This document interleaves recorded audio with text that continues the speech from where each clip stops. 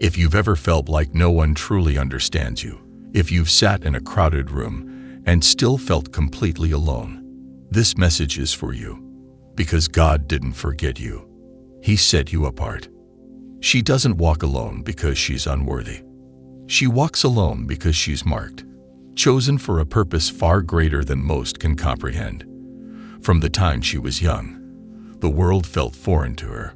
While others found comfort in conformity, she was pulled by something deeper, something higher, a quiet knowing in her spirit that she was here for more. And that more didn't come with a crowd. It came with solitude. The chosen woman learns early that she can't follow everyone's path. What works for others doesn't sit right in her soul. She can't fake smiles at things that don't align with truth. She can't force connections that drain her spirit. Her loneliness isn't a curse, it's protection. Divine isolation is how God prepares His chosen vessels. Yes, she walks alone, but not because she's forgotten. In fact, the opposite is true. She's remembered constantly by heaven. And because she's remembered, she must be refined. While others are distracted by noise, her life becomes quieter. While others chase relationships, she's being pruned in silence.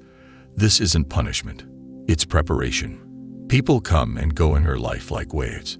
Some love her light at first. They admire her strength, her kindness, her wisdom. But over time, that same light becomes too much.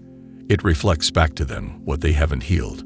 And so they walk away, not realizing they're walking away from a blessing. But the chosen woman doesn't chase. She doesn't beg for validation. She's learned through the fires of experience that what's meant for her will stay. And what leaves was never equipped to carry the weight of her calling. Her alone time becomes sacred. It's in those quiet moments she hears the voice of God clearer. While others are entertained by the world, she's being trained in the Spirit. She learns to trust the invisible, to walk by faith when the path makes no sense, and to love herself when no one else shows up. She doesn't crave the spotlight.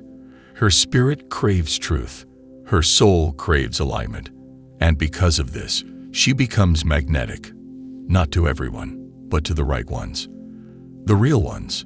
But before those right ones come, there's a season of walking alone that cannot be skipped. This season breaks her and builds her at the same time. It strips away illusions. It tears down false identities. And in the quiet, she meets her true self, the one God always saw, the one the world tried to bury under expectations, abuse, and rejection. People call her mysterious. Some even call her cold, but they don't see the battles she's fought in silence. They don't see the prayers she's cried at 2 a.m. or the dreams she's surrendered when the pain got too heavy. They only see the surface, not the scars. But God sees everything, and He honors her loyalty, her obedience, her growth. While others were building status, she was building character. While others sought applause, she sought alignment. And in the divine order of time, everything she sacrificed in silence will be restored in abundance. You see, the chosen woman isn't just walking alone. She's walking protected, hidden, covered. God isolates her to insulate her, to keep her from settling, from breaking, from attaching to the wrong people in moments of weakness. Sometimes she asks, God, why me? Why does the path have to be so lonely? Why do I always feel misunderstood? Why does love feel so far away?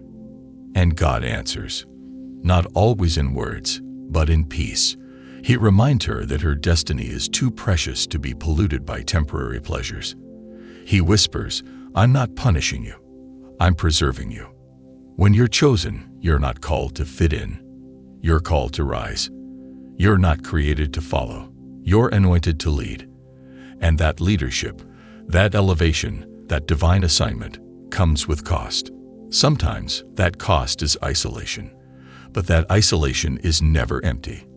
It's filled with growth, with revelation, with the sharpening of your discernment. The woman who walks alone isn't weak.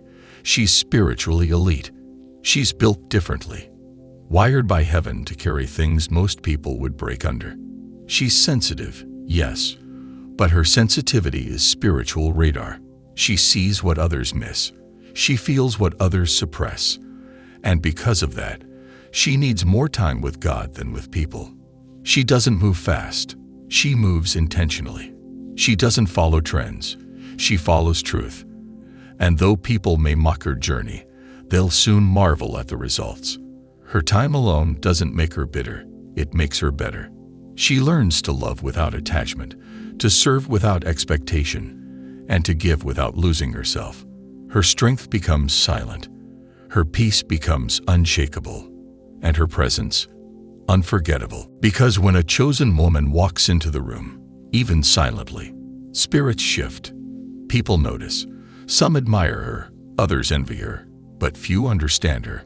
That's because she carries something they can't see with the eyes, only with the spirit. But she doesn't need to be seen. She just needs to be sent. And God is preparing her, slowly, divinely, for that moment. And when it comes, every tear, every lonely night, every silent prayer will make sense. Because God doesn't waste anything, especially not the pain of a chosen woman. The world may label her as strange, intense, or too much, but heaven calls her necessary. She was never meant to blend in. She was born to stand out, and in that standing out, she often finds herself standing alone. But don't confuse her isolation with abandonment. God hasn't left her. He's leading her. You see, when God calls a woman for something divine, He removes distractions. He allows people to exit her life, not to hurt her, but to create space for His presence. He doesn't want her leaning on broken reeds or depending on temporary connections. He wants her fully anchored in Him. Her aloneness is actually her alignment. Because when she's alone, she hears better. She sees clearer. Her vision isn't clouded by opinions, pressure, or the desire to please others. Instead, she becomes tuned into her spirit. And in that spiritual clarity, God downloads her assignments, her wisdom, and her weapons. Make no mistake, she's not alone because she's undesirable. She's alone because she's untouchable, spiritually guarded, emotionally elevated. Her frequency is high, and only those who have been through their own refinement can truly resonate with her. Most people aren't ready for a woman like that, so they label her instead of learning from her. She may crave connection at times. She may long for companionship, but she doesn't settle. She refuses to shrink herself to fit into places that don't align with her calling. And because of that, she sometimes walks long distances alone. But every step is intentional. Every step is designed by the divine.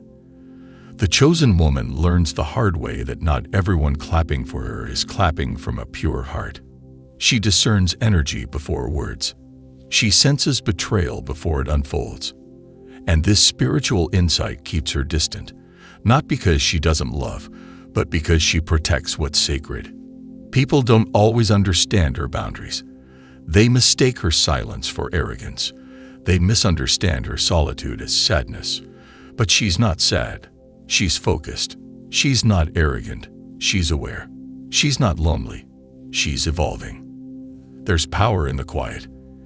In that quiet, she learned who she is without needing to be needed. She no longer finds worth in being everything for everyone. Instead, she pours into herself, listens to her intuition, and trusts God more than she ever has before. In a world full of noise, she chooses stillness. While others chase love, fame, or validation, she chases wisdom.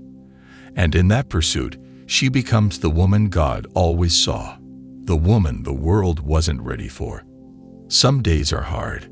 She battles feelings of rejection, questions her path, and wonders if she's doing something wrong. But deep down, she knows. She knows she's walking a road few would ever dare. She's breaking generational patterns. She's rewriting stories. She's healing bloodlines. And that kind of work, it doesn't come with comfort. It comes with fire.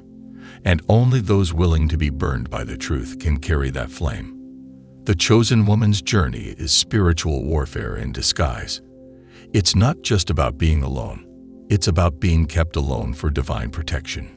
God keeps her hidden from wolves dressed as friends, from counterfeit relationships that would derail her, from environments that would dim her light.